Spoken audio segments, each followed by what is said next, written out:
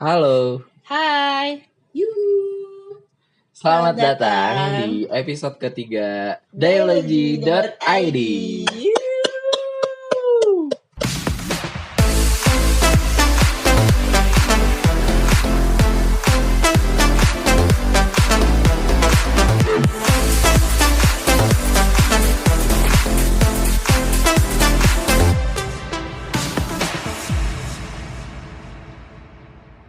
Gue punya pertanyaan buat kalian. Oh wow. Wow. Boleh.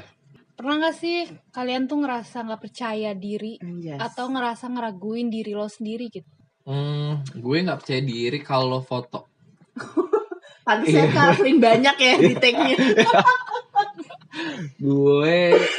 gue nggak bisa yang foto portrait nggak bener-bener ngadep lurus ke kamera nyengir Nyengir tuh kelihatan gigi maksudnya. kelihatan gigi. Pasti gue either kayak senyum yang ditutup dirapetin Mingkem. mulutnya mingkem.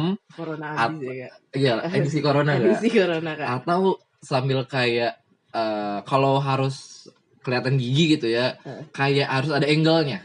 Oh wow. Harus berapa derajat Kak? 97,5 ke Terus sebelah busur ya? iya, ke sebelah selatan gitu.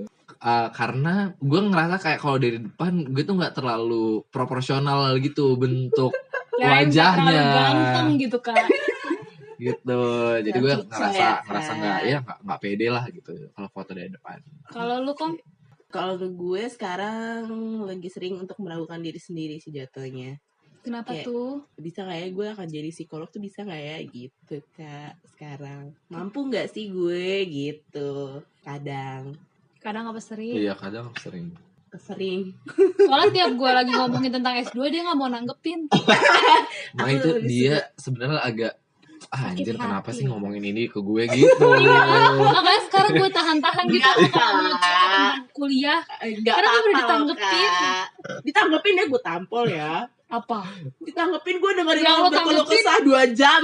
Waktu gue bahkan gue di Surabaya ya gue lagi kerja lagi apa namanya dinas ya Allah bahasa gue jadul ya kan. Gue lagi dinas di Surabaya, gue lagi ke Alfamart sendiri. Terus dia nelpon gue selama 2 jam untuk berkeluh kesah kampusnya dia. Kalau gue sebagai teman akan gue dengerin sih. Gue Lu nggak juga akan ngebawa itu jadi sebuah Oh topik. wow. Tapi cuma itu aja Pi 2 jam habis itu gak pernah lagi dia nanggepin gue.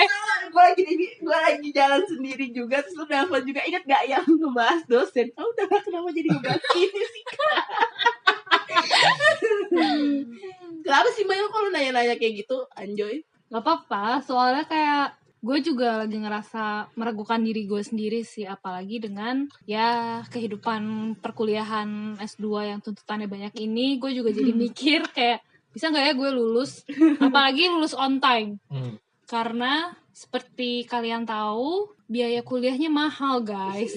Jadi ada beban moral juga ketika kalau nanti kenyataannya amit-amit gue lulusnya mundur gitu. Jadi kayak gue semakin ya terpacu sih buat bisa lulus tepat waktu. Tapi di satu sisi gue juga jadi insecure gitu. Atau ngeraguin diri gue sendiri kayak bisa gak ya gue tepat waktu. Karena gue merasa beban kuliahnya tuh cukup besar dan challenging gitu.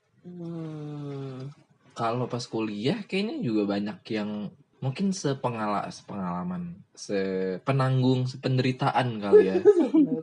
Iya gak sih? Karena kalau ngikutin cerita Maya tadi, gue pun pas di kuliah dulu ngerasain hal yang sama. Kalau gue nggak bisa lulus tepat waktu, Gimana ya gitu. Karena konsekuensinya bukan cuma kayak maksudnya gue nggak ngeliatnya kayak oh ya masih ada tahun depan gitu, tapi kan berarti akan ada biaya yang lain yang harus gue keluarin, ada waktu yang harusnya bisa gue lakukan untuk yang lain, tapi gue mengulang sesuatu gitu. Tapi kan itu dari sisi gue sebagai mahasiswa nih. Kalau dari kalian sebagai pekerja, kira-kira gimana? Buruh dong. Kalau gue sih dengan pekerjaan gue sekarang yang sebagai konsultan, waktu awal banget masuk kerja, gue pernah ngerasa nggak pede untuk membawakan diri ke depan klien. Newbie Kak. Newbie dong. Noob. Karena mau lo pertama kali kerja, mau lo udah pernah kerja, mau lo baru lulus kuliah, mau lo udah berpengalaman, tapi kan yang dilihat ketika lo datang ke klien, datang ke orang lain kan, ya lo dilihat sebagai konsultan dan lo dilihat perwakilan dari si perusahaan tersebut gitu. Jadi gimana caranya gue untuk bisa semaksimal mungkin menunjukkan kebolehan gue gitu. Profesionalitasan. Iya. Anjas. Harus bisa profesional menjadi seorang konsultan sebagaimana yang gue dituntut di pekerjaannya gitu. Karena dulu gue bener-bener yang ngerasa gue kayak nggak bisa gitu, gue bener-bener nggak bisa karena apa ya, tuntutannya mungkin nggak tinggi sebenarnya, cuma gue membuat tuntutan ke diri gue sendiri. Gue men-set satu benchmark bahwa gue harus bisa ini gitu. Dan ketika akhirnya itu gue enggak, itu nggak ke checklist, ini nggak kecoret, ya akhirnya banyak hal yang oke gue nggak bisa deh gitu. Kok Ya udah deh, tadi kan kalau Upi udah dari sisi pekerjaan, kalau gue dari sisi kehidupan lain ya Kak. wow, apa tuh? Di dunia lain. Di dunia lain kali ya. Nah kalau gue itu juga di fase-fase terakhir hubungan terakhir gue, yang akhirnya kandas itu. Cinta aku kandas. Itu gue sempat merasakan insecure dengan kondisi fisik gue yang gak usah ketawa, bisa gak sih? Kalau pertemanan tai-taian ini nih. Sebenarnya lagi pengen menceritakan loh ya.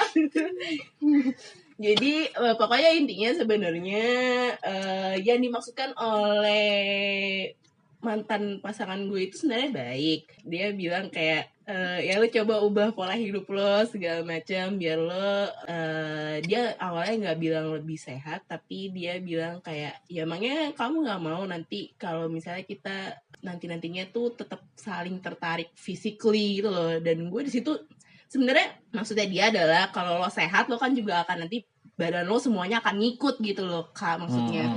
Enggak sih, itu nggak ada maksud ya. Kalau dari yang lo jelasin tuh nggak ada maksud itu. Dianya tuh bilang kalau misalnya maksud dari omongannya dia kayak gitu adalah ketika klarifikasi adalah ketika nanti lo sehat kan itu akan mengikuti nih semuanya, either nanti dari bentuk badan lo dan lain-lain, dan akhirnya akan menjaga ketertarikan antar pasangan lah ya ibaratnya gitu kan. Kok dia body shaming sih? Tolong dong Kak. Nah sebenarnya ya udah, terus di situ gue kayak jadinya merasa insecure lagi dengan keadaan fisik gue. Gue jangan-jangan nanti kalau misalnya gue kayak gini terus hubungan gue nggak akan langgeng, dan gue jadinya menganggapnya bahwa hubungan gue hanya berlandaskan dari physically aja gitu loh. Ya udahlah pokoknya ya udah gue sempat mengalami fase insecurity untuk physically gue karena hal-hal tersebut tadi gitu. Kalau dari gue, emang sebenarnya insecure tuh apa sih? Menurut lo deh, nggak usah menurut siapa-siapa, menurut lo aja. Menurut gue insecure itu ketika kita merasa nggak percaya diri, merasa kita ragu dengan diri kita sendiri. Bisa jadi karena faktor eksternal, kita ngelihat apa yang orang lain udah capai. Bisa juga karena kita merasa memang kita nggak mampu. Kita nggak punya keahlian, kemampuan seperti yang seharusnya dimiliki oleh kebanyakan orang. Gitu. Kalau dari diri gue sih apa Kom? Ya kalau dari kita nggak sih Mai? Karena lu juga ngerasa insecure ketika lu ngelihat banyak orang di IG story dan lain-lain, ketika dia udah punya sesuatu dan lain, terus lu jadi membandingkan diri lu sendiri, terus akhirnya lu jadi insecure gitu nggak sih? Lo aja kali. Oke, gue doang guys. Thanks Mai. Kalau lu apa yang membuat lo insecure? Kalau sekarang tuh sebenarnya yang bikin gue insecure adalah umur.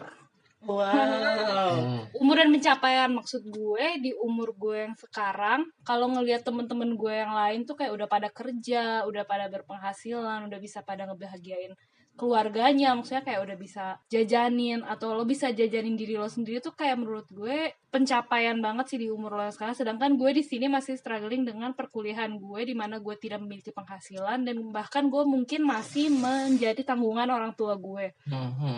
Kayak di satu sisi ya gue alhamdulillah bisa kuliah lagi, kayak bisa belajar lagi, dapat ilmu lagi. Tapi di satu sisi juga gue merasa terbebani karena gue merasa di umur gue yang sekarang kok gue masih jadi beban orang tua ya, karena semua biaya perkuliahan gue kan emang masih ditanggung sama orang tua.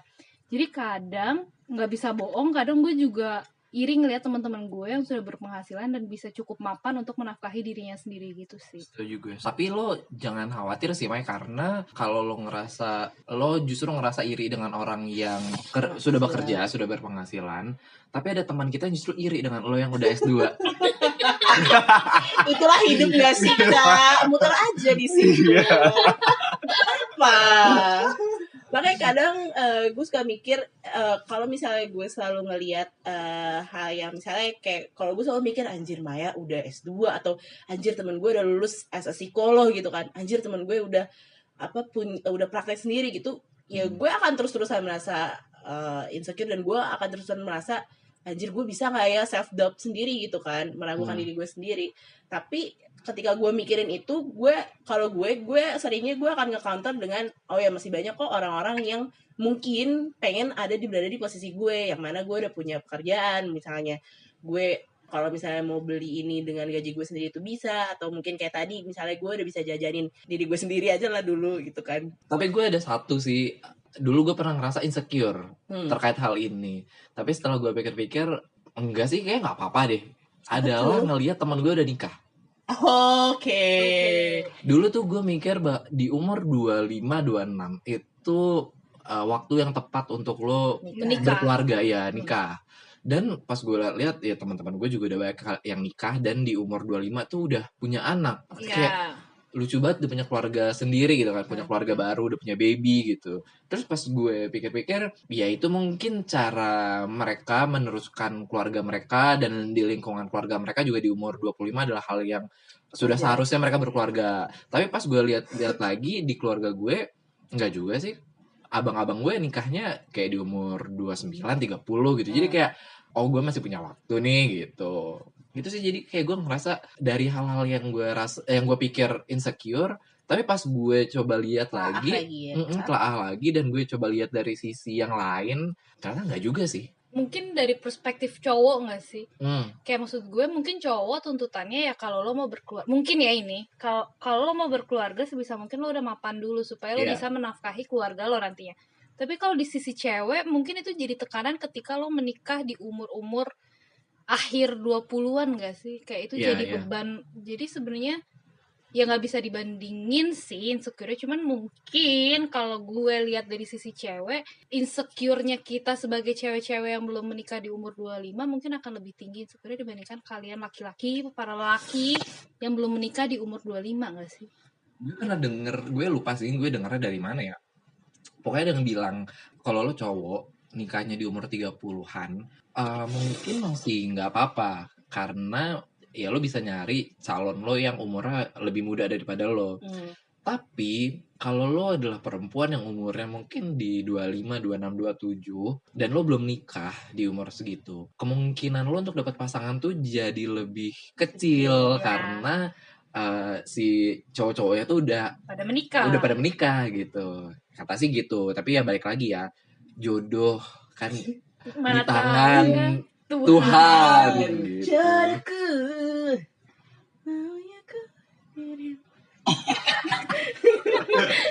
Sepengetahuan gue nih ya, dari yang gue tahu pun insecure ini sebenarnya ada beberapa macamnya loh, nggak cuma terpaku akan satu hal doang. Misalnya contohnya yang gue tahu insecure itu bisa terjadi karena misalnya lo baru aja ngerasain yang namanya kegagalan atau penolakan, baik misalnya gagal dalam mengerjakan ujian masuk S2.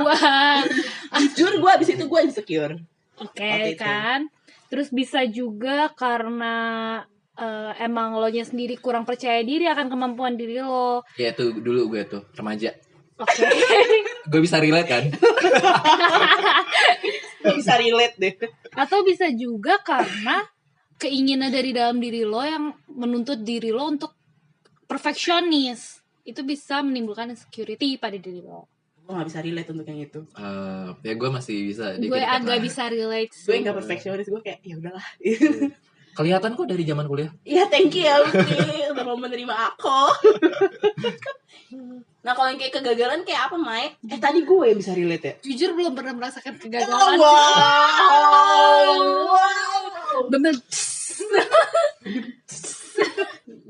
gue ada gagal. Katanya nggak pernah gagal, Bambang.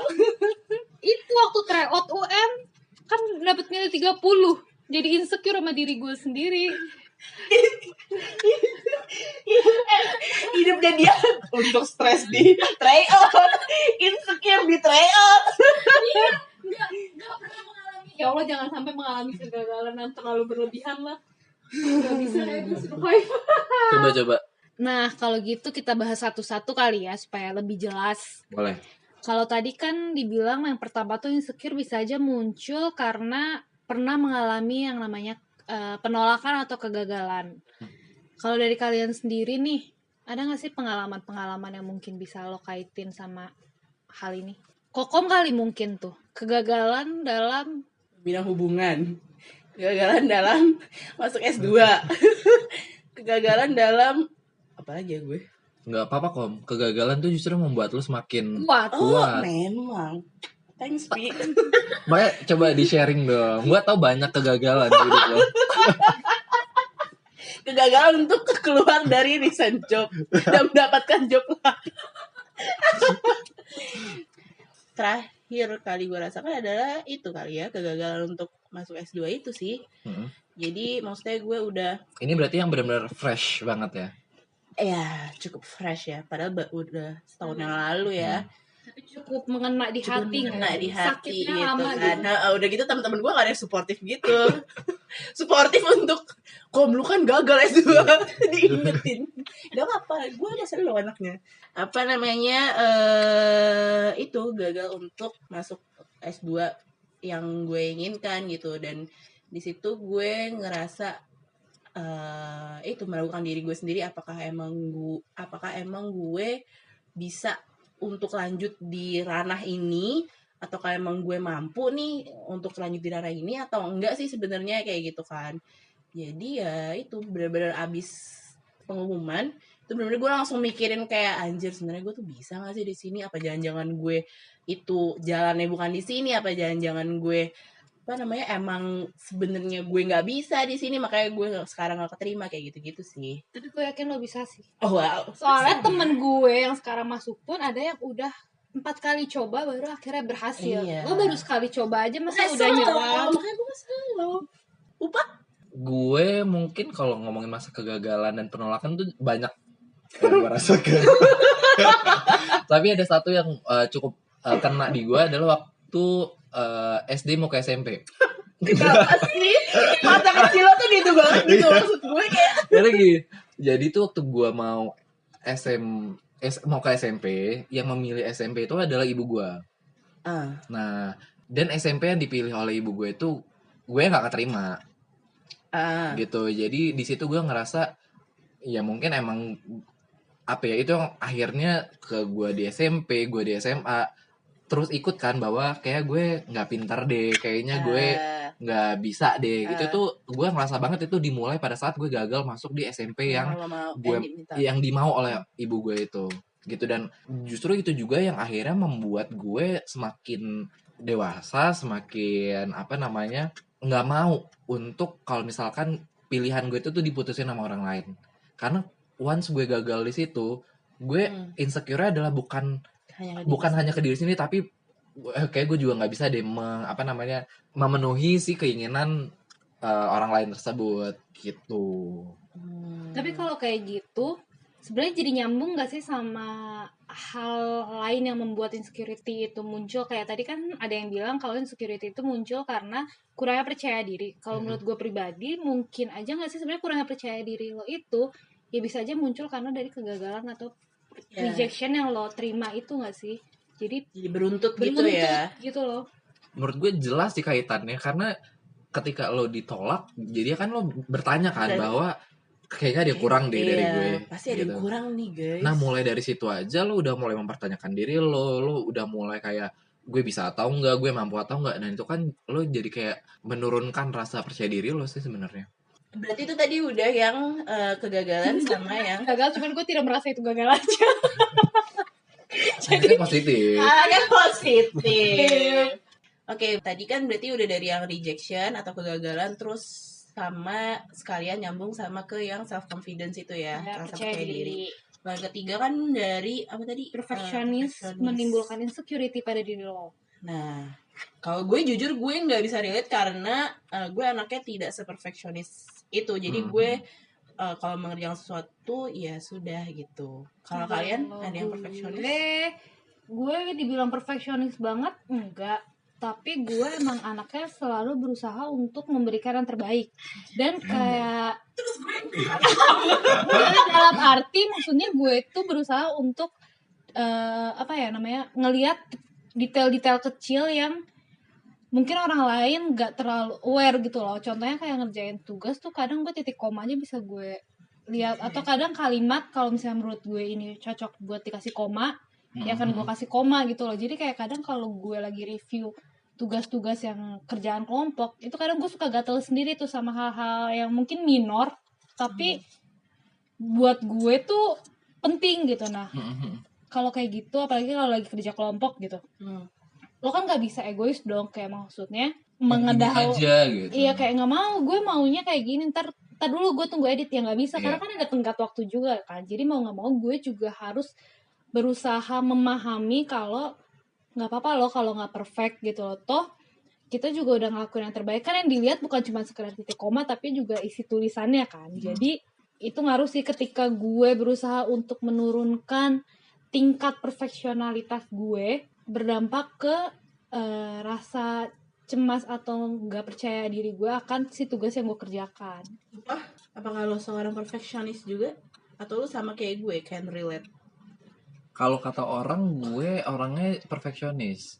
Tapi sama gue nggak tahu ya, mungkin karena gue nggak bisa berkaca pada diri gue. Oke. Jadi perfeksionis yang gue sampai insecure banget itu sih nggak pernah. Gitu. Tapi mungkin orang lain menilainya bahwa gue cukup perfeksionis ya mungkin gitu. Mungkin di pekerjaan gue yang sebelumnya itu gue punya satu manajer yang dia juga sebenarnya perfeksionis sih. Dan itu kebawa sampai gue. Jadi dia menuntut pekerjaan yang gue lakukan tuh benar-benar bisa sedetail, serapih, sebagus, yang benar-benar flawless banget gitu. Nah, jadinya gue benar-benar ngeliat, benar-benar in detail, ngeliatin yang sesuai dengan arahan dia, apa yang dia pengen. Jadinya kalau gue nggak bisa memenuhi itu, gue akan kepikiran. Dan itu benar-benar membuat gue kayak gue harus ngecekin kerjaannya berulang kali. Gue harus bisa gue harus bisa ngebuat checklist yang udah gue buat. Itu tuh benar-benar semuanya kecoret. Sebagai tanda bahwa gue benar-benar ngerjain itu sampai sedetail-detailnya. Itu sampai sekarang atau?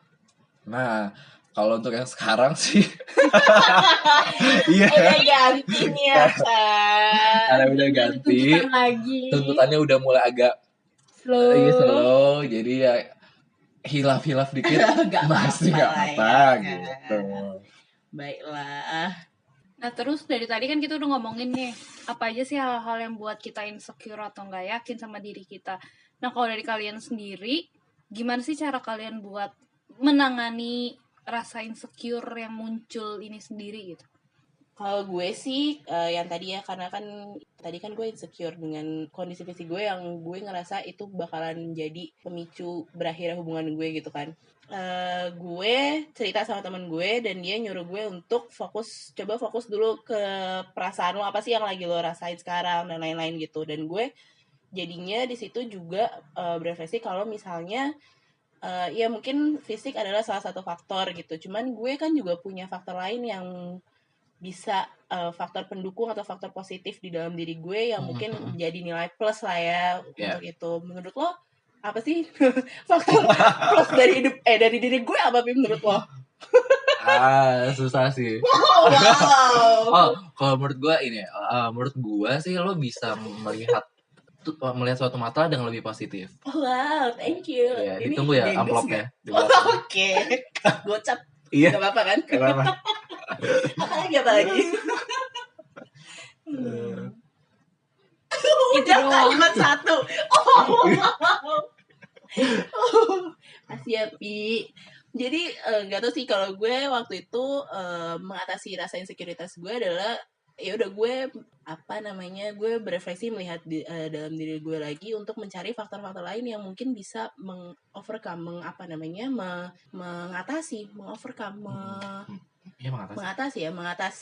rasa insekuritas gue itu terhadap physically gue, kalau dalam kasus gue tadi ya kayak gitu sih. Kalau Pi? Kalau gue masa-masa yang cukup banyak masalah insecure itu adalah waktu SMP. Karena di SMP itu gue kebetulan 2 tahun di kelas dengan anak-anak yang cukup pintar. Oke.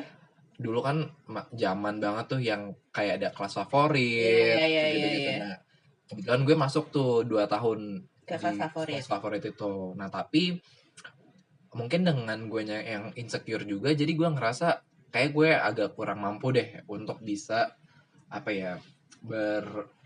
bersaing secara sehat. Jadi kalau tidak sehat secara aku suka ya kayak gini gitu. Dan gue juga merasa kayaknya gue agak kurang nge-vibes nih. Oh, wow. Iya, dengan interaksi dengan mereka. Kurang nge-vibes. Iya. Kurang nyambung kan? Kurang nyambung. Nge-vibe abis. Terus sampai akhirnya gue merasa gue kayaknya nggak bisa nih untuk lanjut di lingkungan pergaulan yang seperti ini. Karena gue ngerasa baik lagi gue nggak mampu, gue nggak cocok, orang-orangnya cukup berbeda dari gue. Nah itu gue mungkin bukan toxic environment sebetulnya, tapi lebih karena gue merasa gue nggak bisa, gue nggak fit gitu dengan kondisinya gitu. Dan yang gue lakukan adalah ya gue mencoba untuk ganti lingkungan sih. Jadi lo bilang ke guru lo nggak mau di kelas itu? Enggak, gue tetap ada di situ. Cuma memang gue mencari teman-teman lain, tempat lain yang gue merasa gue lebih fit. Oke. Gitu, tanpa membuang identitas gue sebagai bagian dari mereka, si teman-teman gue yang di kelas itu. Gitu. Tapi kan nggak salah dong, gue mencari teman-teman di luar. Gitu. Memang nggak masalah. Gitu. Cuma memang jadinya sempet kayak waktu itu sempat ada omongan gak enak aja sih, kayak kalau lebih main sama Upi tuh ya sekarang tuh ya main sama kita. Problematik. Oh iya, bahkan dari SMP pun udah problematik ya kak. Ya Allah. Gitu. Itu satu. Terus yang kedua adalah banyak ya kak. Iya hidupnya. Terus yang kedua adalah gue mencoba untuk ngelihat meningkatkan bahwa gue tuh mampu juga loh, tapi mungkin nggak secara akademik. Akhirnya gue cukup banyak ikut kayak ekskul, terus juga aktivitas-aktivitas lain gitu, dan akhirnya itu kebawa sampai SMA sebetulnya. Dan di SMA pun juga di SMA pun juga lo ada kayak gitu-gitu juga. Nah, waktu SMA yang gue cukup senengin adalah teman-teman gue cukup sportif, apalagi di kelas. Shout out untuk teman-teman gue di kelas 11 dan kelas 12. 11 IPA 2 dan 12 IPA 2. Yeay. Teman-teman Upi. Menurut gue adalah lingkungan terbaik yang pernah gue punya. Mantap. Di masa remaja gue. Oh, di masa remaja. Iya dong. Berarti di masa dewasa muda ini tidak menemukan. Kan di masa dewasa bersama kalian. Ben manis. Males. Gitu nah. Biar gak bayar ini ya, bittersweet ya. Nah, dan itu juga gue bawa sampai SMA. Karena balik lagi gue punya lingkungan pergaulan teman-teman yang self doubt gue tuh cukup gede waktu gue remaja. Jadi gue ngerasa kayak gue bisa gak sih, gue mampu gak sih gitu.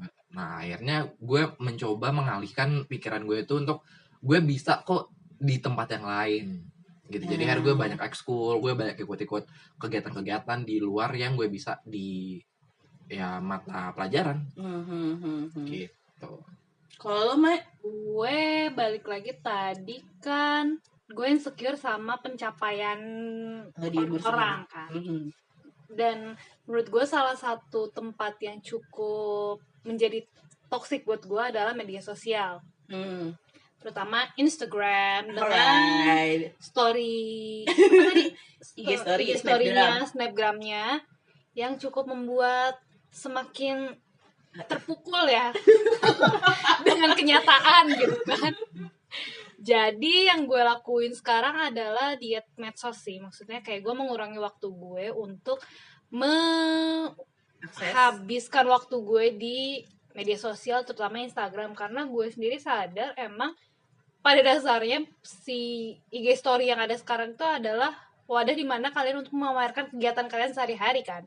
Ya walaupun mungkin niatnya bukan buat pamer ke orang, tapi kan kadang penerimaan kita kalau lagi nggak sehat dalam tanda kutip ya, bisa jadi salah kan, bisa jadi kayak kok lo pamer sih gitu kan. Jadi daripada gue semakin menambah dosa dengan mencaci maki orang-orang atau merasa semakin padahal bukan salah orang itu bukan juga, salah orang ya. itu juga, tapi daripada gue semakin ya makin insecure lagi sama diri gue, jadi gue membatasi diri gue untuk bermain si IG ini. Dan ada hasilnya sih, maksud gue kayak dengan gue mengurangi waktu gue untuk bermain IG story atau Instagram itu, gue merasa diri gue bisa menjadi lebih positif karena nggak membandingkan diri gue dengan orang lain gitu.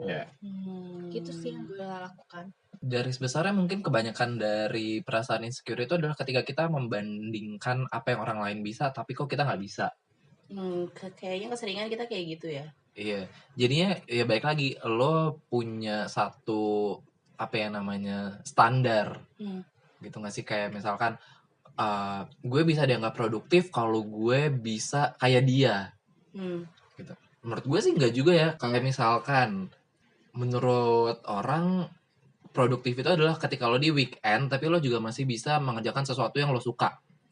Tapi menurut gue menganggap diri gue produktif kalau gue bisa mencicil pekerjaan gue yang gak selesai di minggu itu, gue bawa ke weekend. Jadi di next weeknya gue bisa datang dengan gue kosong nih, gue bisa memulai minggu yang baru dengan pekerjaan yang nol gitu. Jadi gue tanpa mau bawa beban dari minggu sebelumnya gitu. Jadi ya itu satu cara yang gue coba ubah sih, karena balik lagi insecure itu kan bagaimana kita mempersepsikan sebetulnya kan, mempersepsikan bahwa kok orang lain bisa kok gue nggak bisa ya gitu. Nah untuk mengatasinya ya kita coba mengubah persepsi tersebut bahwa kalau orang lain bisa nggak apa-apa loh kalau kita nggak bisa, tapi mungkin kita bisa di hal yang lain gitu.